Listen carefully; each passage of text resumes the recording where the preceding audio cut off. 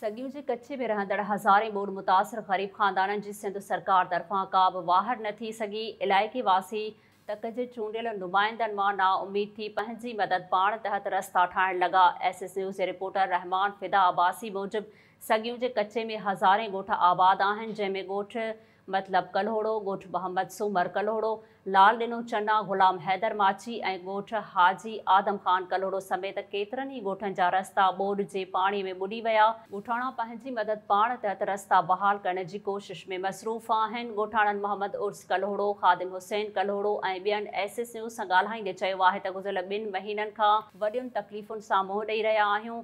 हिन वक़्तु मलेरिया, केस्ट्रो ऐं ॿियनि बीमारियुनि सबबि इलाइक़े जा केतिरा ई मिसकीन माण्हू वठिजी विया आहिनि। रस्तो न हुजण जे करे इस्पतालुनि ताईं पहुचण बि नामुमकिन बणियल आहे। हुननि जो चवणु हो त कल्होड़ा बिरादरी जे ॻोठाणनि पंहिंजी मदद पाण तहत केतिरा ई किलोमीटर रस्ता बहाल कया विया आहिनि।